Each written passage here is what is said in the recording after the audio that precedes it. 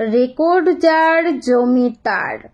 আমার দাদার নামে সিএস রেকর্ড রয়েছে, এস এ রেকর্ড রয়েছে, আমার বাবার নামে আরএস রেকর্ড রয়েছে। আমার বাবার অবর্তমানে আমি আমার নামে খারিজ করে নিয়েছি, খাজনা পরিশোধ করে দিয়েছি। এখন এই সম্পত্তির 100% বৈধ মালিক কিন্তু আমি। এখানে আমার কোনো দলিলের প্রয়োজনীয়তা নেই। এখানে রেকর্ড যার জমি হবে তার। কেন? কারণ এখানে কোনো দলিল নেই। দলিল যেহেতু নেই, দলিলের প্রশ্ন উঠবে না। যখন কোনো সম্পত্তি ওয়ারিশ সূত্রে কোনো ব্যক্তি পেয়ে থাকে এবং রেকর্ডগুলো বংশ পরম্পরায় হয়ে থাকে এবং কোনো ওয়ারিশই তার সম্পত্তি যখন দলিল করে কাউকে দেয় না, সর্বশেষ ওয়ারিশ পর্যন্ত যখন ওই সম্পত্তি চলে আসে এবং খারিজ খাজনা দিয়ে থাকে, তখন কিন্তু ওই সম্পত্তি রেকর্ড যার জমি হবে তার। সর্বশেষ যার নামে খারিজ হয়েছে সেই ওই সম্পত্তি ভোগ দখলে যেতে পারবে। এখানে দলিলের কোনো প্রয়োজনীয়তা নেই। এখন ধরুন আপনার বংশ পরম্পরায় আপনি একটি সম্পত্তি নিজের নামে খারিজ করে নিয়েছেন, এখানে কোনো দলিল নেই, আপনিও জানেন আমিও জানি। কিন্তু তৃতীয় কোনো পক্ষ যদি দলিল দেখিয়ে বলে যে এই সম্পত্তির দলিল আমার রয়েছে, দলিল যার জমি তার, সুতরাং এই সম্পত্তির মালিক আমি, তোমরা না, তখন আপনি কি করবেন?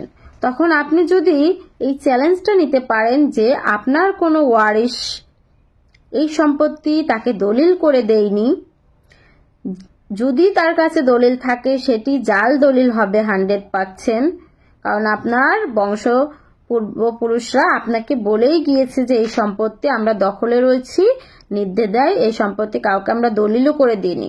এইভাবে আপনি যদি দখলকৃত সম্পত্তি হঠাৎ করে বেদখল হন, দখলচ্যুত হন, এবং যে ব্যক্তি দখলচ্যুত করলো সে যদি বলে আমার কাছে দলিল রয়েছে, তোমার পূর্বপুরুষরা আমার কাছে দলিল করে দিয়েছে এই সম্পত্তি, তখন আপনি কিন্তু অবশ্যই এই সম্পত্তি ঘোষণামূলক মোকদ্দমার সাথে দখল উদ্ধার চেয়ে মামলা দায়ের করলে অবশ্যই ওই সম্পত্তি ফিরে পাবেন।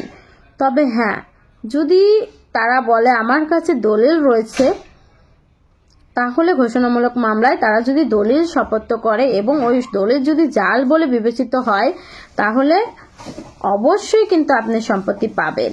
আর আপনারা জানেন যে জাল দলিল কখনোই কিন্তু আদালত গ্রহণযোগ্য নয়। আর আদালত কিন্তু দলিলের মূল বালাম বই পর্যন্ত আদালতে সাক্ষীর জন্য আনে এবং কি দেখতে পারে যে আসলেই দলিলটির বৈধতা আছে কিনা। দলিলের বৈধতা আরো অনেক বিষয়ে কিন্তু নির্ভর করে, যেমন যার কাছ থেকে দলিল করা হয়েছে সে ইচ্ছাকৃতভাবে দিয়েছে কিনা, তারপরে সেই ব্যক্তির টিপসই থাকবে, সে ব্যক্তির সাক্ষ্য সবকিছু প্রমাণ করে তার ভিত্তিতে কিন্তু দলিলের রেজিস্ট্রিকৃত হলে তার ভিত্তিতে দলিলের বৈধতা নির্ভর করে এবং তার পাওয়ার ছিল কিনা দলিল করার, এটাও দেখতে হবে।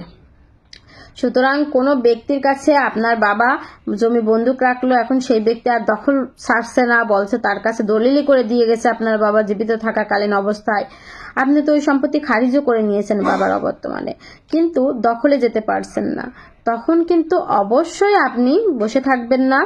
যদি চ্যালেঞ্জ নিতে পারেন যে আসলেই বিক্রি করিনি, যদি এই বিষয়টি বুঝতে পারেন যে তারা ছলচাতুরি করছে, তাহলে কিন্তু ঘোষণামূলক মামলা এবং সাথে দখল উদ্ধার চেয়ে আপনারা কিন্তু অবশ্যই এই সম্পত্তি পুনরুদ্ধার করতে পারবেন।